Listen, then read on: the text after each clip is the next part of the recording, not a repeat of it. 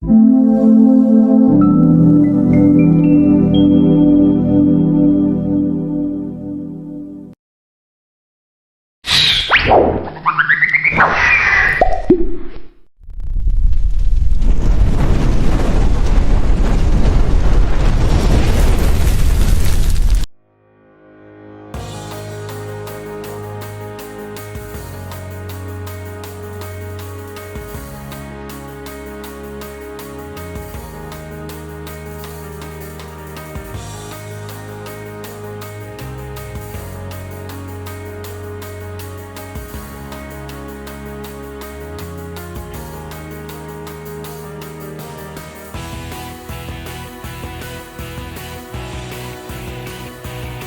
mewawancarai kepala sekolah yaitu ibu terkait dengan tugas demonstrasi kontekstual dalam hal pengambilan keputusan yang berbasis dilema etika atau rujukan moral.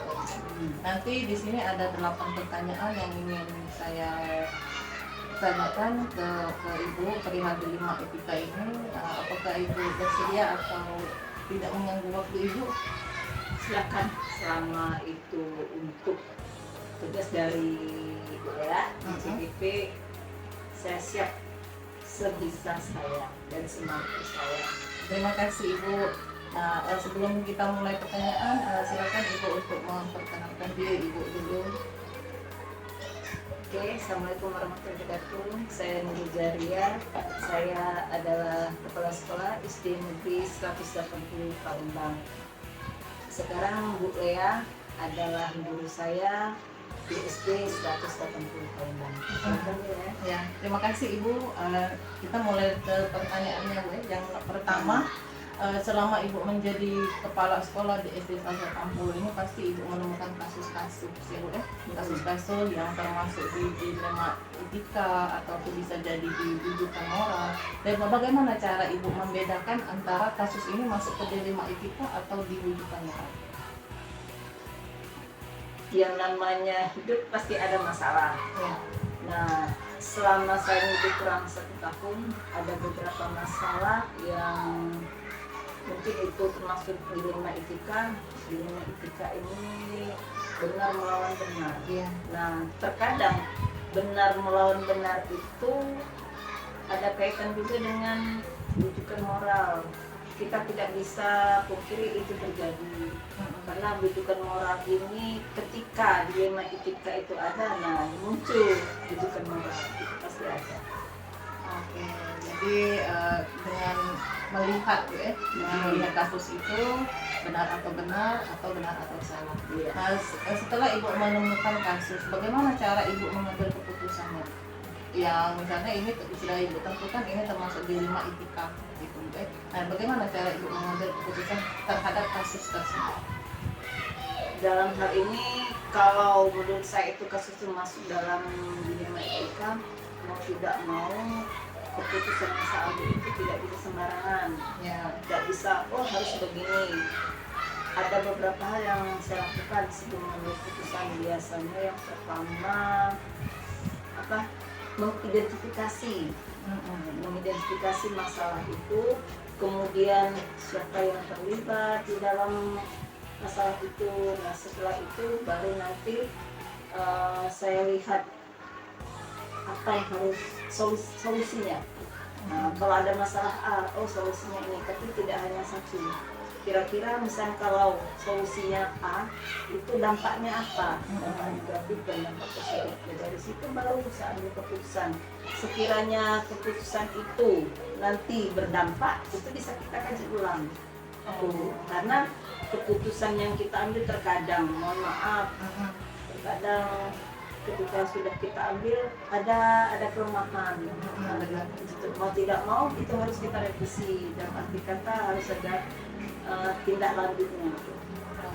Ketika ditindaklanjuti, ternyata keputusan saya ambil itu ada beberapa kelemahannya, maka saya ambil keputusan lain dengan melibatkan banyak pihak, terutama biasanya guru senior yang lebih berpengalaman gitu ya. Jadi dalam mengambil keputusan Ibu yang hal pertama yang Ibu ingin lakukan yaitu mengidentifikasi dulu masalah Benar. tersebut, ya. Terus menganalisa dulu Benar. apa sebenarnya, terus bisa juga mendengarkan dari Berbagai berbagai pihak. pihak dulu, Benar. jangan sepihak seperti itu, Bu, ya. Iya. Nah, terus langkah-langkah apa, Bu, yang Ibu untuk mengatasi kasus tersebut? Langkah saya ambil biasanya setelah mengidentifikasi, saya menganalisa dulu kan. Ya. Nah, kira-kira ini benar atau tidak? Setelah menganalisa benar atau tidak masalah itu, kemudian itu tadi, kira-kira langkah apa yang saya ambil, jalan keluarnya itu bagaimana, itu solusi yang saya ambil. Setelah dari pengambilan solusi itu, kira-kira dampaknya apa terhadap yang bermasalah ini, dampak negatif, dampak positif. Dan itu baru saya mengambil satu keputusan. Tapi keputusan itu biasanya itu tadi di awal sudah saya katakan untuk diangkat. Setelah ditindaklanjuti, setelah dikeluarkan keputusan itu ada hal-hal yang pada saat diambil keputusan itu ada yang terlewatkan, maka bisa dikaji ulang. Oh, seperti itu, Bu. Terus hal-hal apa yang dianggap efektif dalam pengambilan keputusan dalam kasus yang pernah dialami tersebut? Hal efektif, ya. Biasanya saya mendengarkan, mengajak berbicara dari hati ke hati. Kemudian tidak hanya mendengar, tapi juga melihat. Dengan mendengar dan melihat, kemudian melibatkan pihak-pihak tertentu yang sering bersinggungan dengan kasus ini, kemudian mengajak juga guru yang lebih paham, lebih senior dan lebih berpengalaman itu bagaimana ini. Oh, seperti itu, Bu.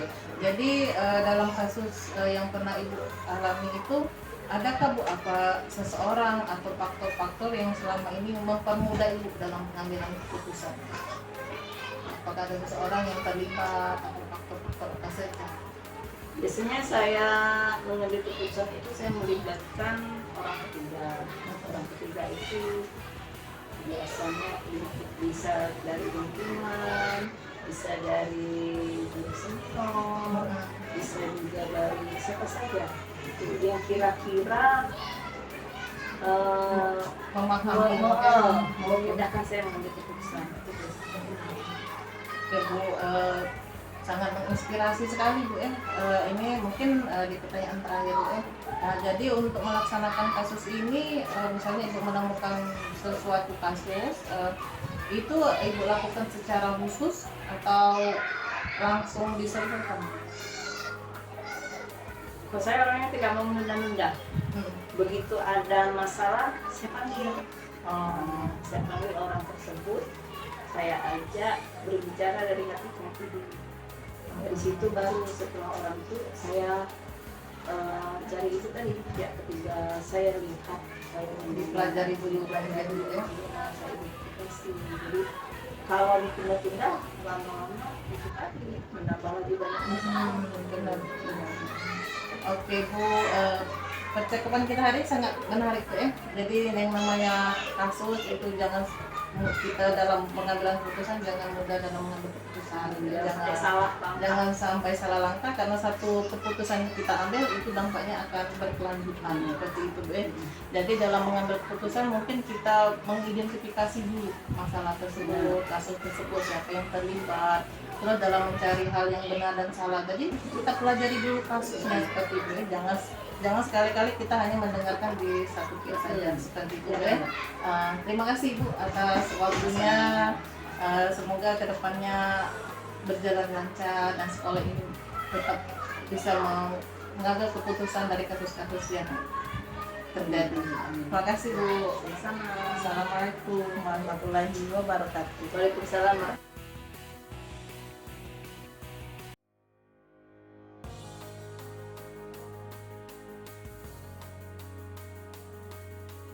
Salam, selamat siang Ibu, selamat siang Bapak Ibu guru hebat, calon guru penggerak ya. Terima kasih Bu. Apa kabar Bu Padma? Alhamdulillah Ya Bu, kita berkenalan dulu ya Bu. Saya Marlina Bu dari SMP 61 Palembang. Ya, 8. saya Lea Harlita Bu dari SD 180 Palembang. Oke. Ibu SMP 61 di mana tuh? Di Kertapati Bu, di Satu Ulu Bu. Satu Ulu. Masuk kecamatan Pelaju ya? Masuk kecamatan Seberang Ulu 1 Bu.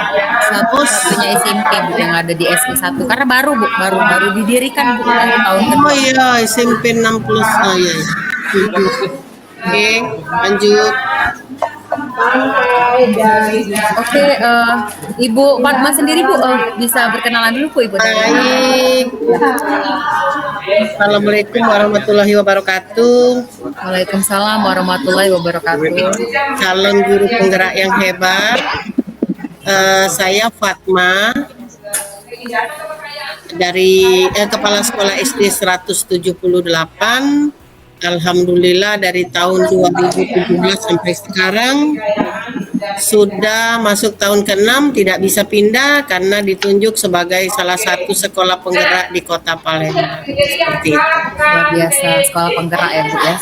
Iya, alhamdulillah di tahun 2021, jadi masuk tahun kedua. Tahun kedua ya. Iya. Biasa ya Bu Lea ya. Bu Fatma, kita langsung mulai ya Bu. Jadi kami minta waktunya Bu untuk sharing mengenai masalah terkait pengambilan keputusan Ibu sebagai seorang leader atau pemimpin di satuan pendidikan Ibu sendiri. Oke Bu,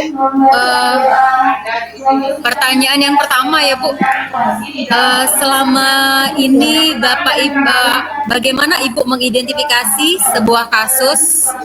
Apakah termasuk pada dilema ITK ataukah termasuk apakah pernah Ibu menghadapi sebuah kasus yang sifatnya benar versus benar, ataukah pernah juga Bu kasus yang sifatnya membuat Ibu menjadi dilema atau dengan kata lain yang kita kenal sekarang dilema etika Bu?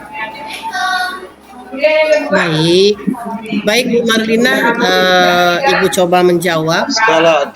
Sebagai seorang pemimpin atau leader atau manajer di satu sekolah ini tentu banyak hambatan, banyak rintangan seperti itu. Seperti kata Bu Marlina, ada dilema etika antara benar dengan benar, antara benar dengan salah, seperti itu.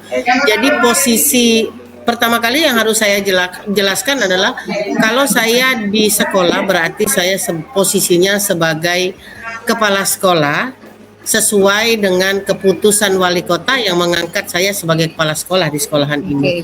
Tapi sebagai makhluk sosial, pasti kita ada keperluan pribadi yang menyangkut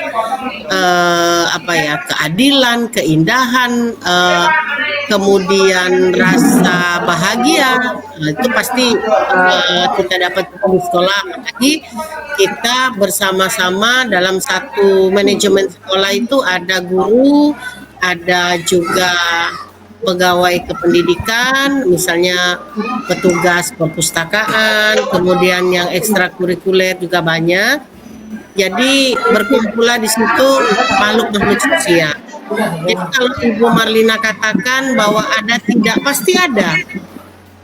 Sebagai seorang pemimpin di sini kita, apalagi kurikulum Merdeka itu fokusnya ke murid dan murid.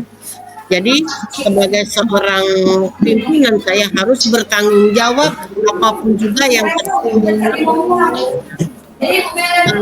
benar. Sebagai seorang guru kita dituntut untuk pulang tepat waktu, kemudian kita harus memberikan materi kepada anak sesuai dengan modul ajar yang kita punya. Kalau guru terlambat dengan alasan pembenaran,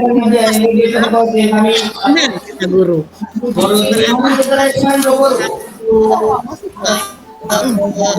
kegiatan atau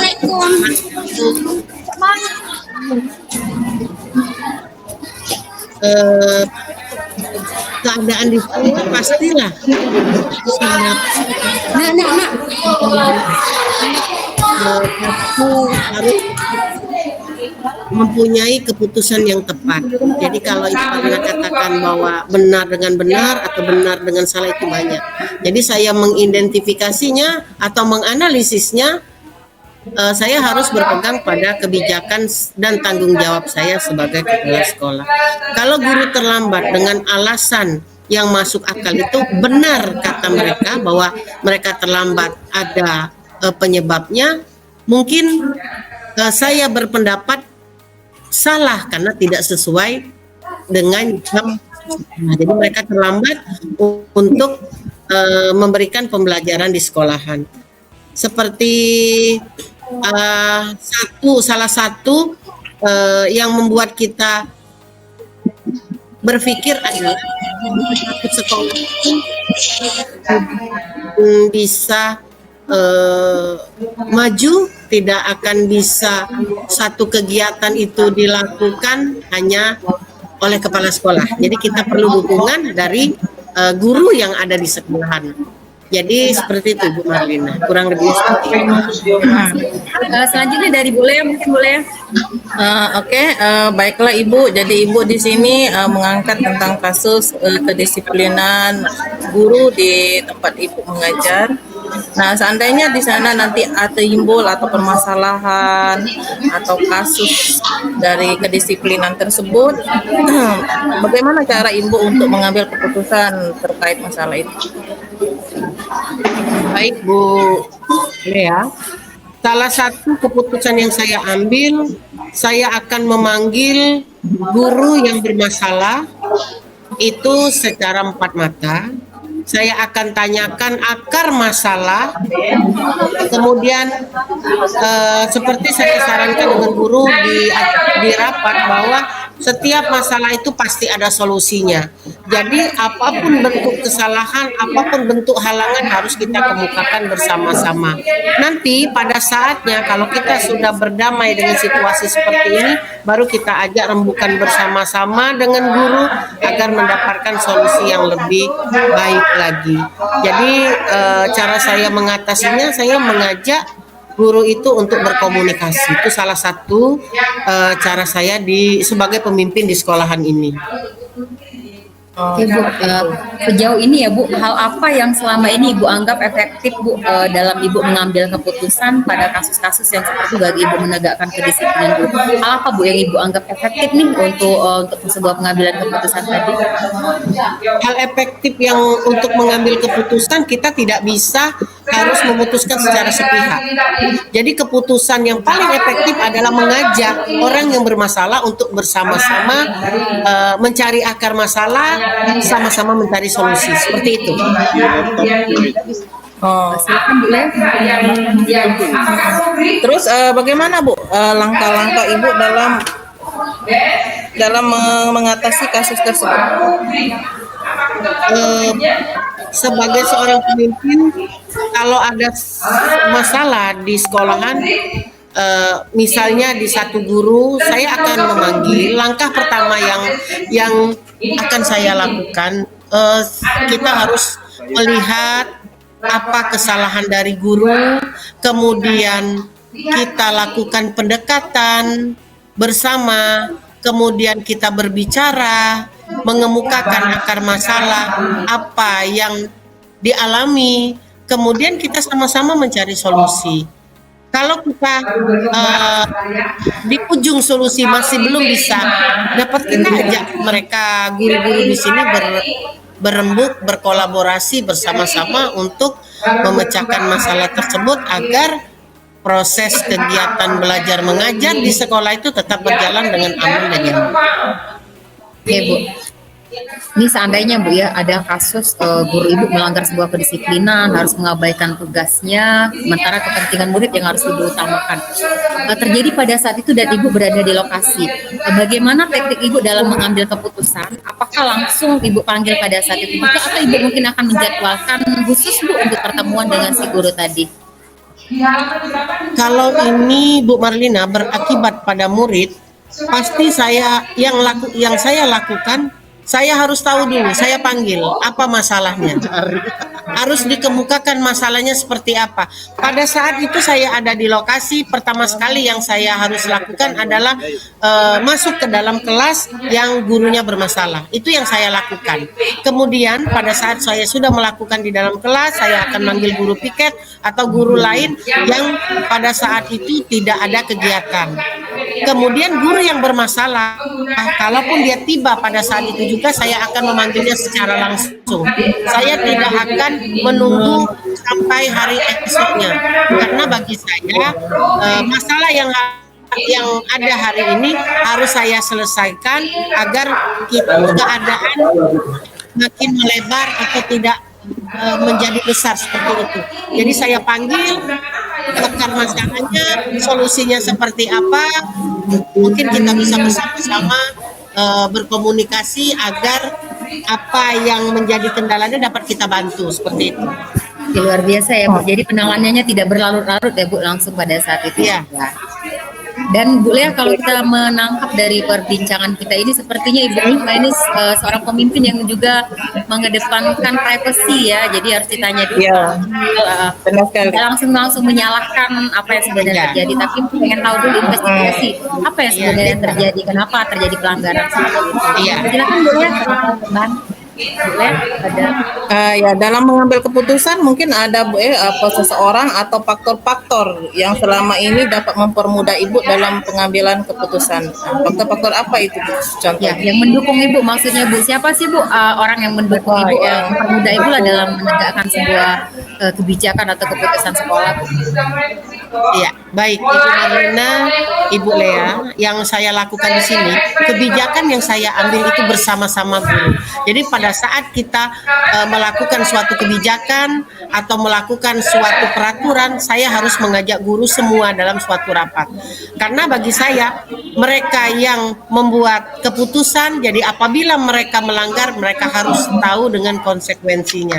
Jadi saya tidak terbiasa untuk membuat peraturan sendiri, tidak, tapi saya akan melibatkan seluruh guru. Bagaimana pada saat kita mengambil keputusan adanya piket di sekolahan, jam berapa harus datang, jam berapa harus pulang, apa yang harus dilakukan. Kemudian pada acara kegiatan-kegiatan di luar sekolah, mereka memang mempunyai bagian tersendiri. Kalau di sekolahan sini, bagian yang membuat mereka harus berkoordinasi antara satu guru dengan guru yang lain, agar apa yang keputusan yang ada di dalam sekolah itu mereka harus tahu bersama-sama. Jadi yang mempermudah saya di sini sebenarnya sangat mudah sekali. Kumpulkan guru, keluarkan isi hati mereka, keluarkan apa yang mereka mau di sekolahan. Saya pada suatu saat mereka melanggar, saya hanya mengembalikan kepada konsekuen dan tanggung jawab yang mereka seperti itu. Jadi dengan kata lain ya Bu, ada jejak digital ya Bu, ini sudah disepakati dan ketika dilanggar Ibu akan mengembalikan kembali ke peristiwa di mana kesepakatan itu dibuat. Menarik sekali Bu. Benar sekali. Benar-benar terinspirasi ya Bu ya. Nah, ini pertanyaan terakhir Bu. Sejauh Ibu menjadi kepala sekolah ya Bu, tantangan terberat apa yang Ibu rasakan ketika mengambil sebuah keputusan Bu? Apakah yang Ibu berada pada titik aduh sudah sangat menyerah nih keputusan ini, saya tidak bisa pecahkan sendiri? Apakah karena mengalami itu Bu bisa berbagi dengan kami? Baik Bu Marlina juga Ibu Lea, pada prinsipnya kalau saya secara pribadi saya pantang untuk mundur. Memang prinsip saya pantang untuk mundur. Saya akan mencoba apa yang saya lakukan itu, apabila mencapai titik akhirnya baru saya akan mungkin, tapi sampai saat ini saya tidak pernah merasa putus asa, karena saya menganggap bahwa manusia itu setiap harinya pasti berubah. Jadi saya tidak pernah memaksakan suatu kehendak, tapi saya akan memantau dari jauh kebenaran ini Ibu Marlina dan Ibu Lea. Mungkin saya jaraknya dengan guru-guru yang ada di sini itu agak jauh lah, karena mereka masih muda. Jadi saya hanya mengambil keputusan sesuatu keputusan, tapi saya akan melibatkan mereka bersama-sama. Karena bagi saya sebelum saya mencapai akhir, saya tidak akan menyerah. Jadi ada penolakan, sebenarnya bukan penolakan. Saya katakan di dalam rapat bahwa satu hal yang saya tidak suka itu saya sebutkan. Saya tidak suka kalau Bapak Ibu ada di dalam kelas tapi meninggalkan kelas pada saat pelajaran berlangsung. Karena Bu Marlina, Ibu Lea, sekolah kita adalah sekolah dasar, anak-anaknya masih di tingkat belum kemandirian tuh belum, sebagian belum ada. Jadi mereka itu memang tergantung sama guru yang ada di dalam kelas. Saya mengharapkan kalau mereka meninggalkan kelas, memberikan pembelajaran tapi mereka di luar, itu saya tidak suka. Saya katakan kepada guru berkali-kali, saya paling tidak suka guru belajar dalam kelas tapi meninggalkan kelas, karena terjadi sesuatu hal yang tidak diinginkan. Itu bukan hanya tanggung jawab guru, tapi akan tanggung jawab saya sebagai kepala sekolah, bagaimana saya harus menghadapi orang tua, saya harus menghadapi masyarakat. Jadi saya tanamkan di sini bahwa gaji yang kalian terima disitulah nanti akan ada barokahnya. Jadi kalau untuk merasa kata Bu Marlina kesal mungkin ada, tapi kalau untuk berputus asa itu tidak. Saya akan terus bersemangat karena pada awalnya Bu Marlina, Ibu Lea, saya di sini 2017 itu semua belum tertata rapi. Saya masuk tahun kelima Bu Marlina, sekarang saya sudah bisa melepaskan guru-guru saya dengan kegiatan apapun di sekolah dengan tanggung jawab. Jadi kalau saya sudah mengatakan bahwa besok kita ada kegiatan misalnya maulud atau ada kegiatan lomba, mereka sudah standby karena saya mengajarkan tanggung jawab kepada mereka. Saya mengajak mereka bersama-sama karena di sini ada semacam kesepakatan bahwa my teacher, my family, my team, bersama kita bisa. Saya tidak bisa berdiri sendiri tanpa kalian, seperti itu. Luar biasa sekali Bu. Jadi benar Bu. Iya, benar. Ya. Jadi sesuatu kata Ibu tadi ya, setiap manusia itu ada pasti ada masanya dia untuk berubah. Jadi di sini kita tidak boleh putus asa ya Bu. Jadi jadi jangan buat kami Bu ke depannya ketika kami dihadapkan pada dilema yang sulit, mungkin kami akan teringat kembali pesan Bu Fatma, ada kalanya manusia itu akan berubah. Menarik sekali ya Bu Lea. Terima kasih Bu Fatma. Iya, benar. Sangat menginspirasi luar biasa Bu Fatma dari Sekolah Penggerak. Bu Lea silakan diabadikan dulu mungkin bersama Bu Fatma foto sebentar. Oke. Terima kasih Bu Fatma atas kesempatan dan waktunya dan pengalamannya sangat menarik. Ya, mohon maaf kalau ada kata-kata salah dari jawaban saya, tapi itu tidak saya karang-karang karena keluar dari hati. Karena mohon maaf lahir batin, saya mohon izin. Wassalamualaikum warahmatullahi wabarakatuh. Waalaikumsalam. Terima kasih banyak. Waalaikumsalam warahmatullahi wabarakatuh. Sehat selalu. Terima kasih, Bu.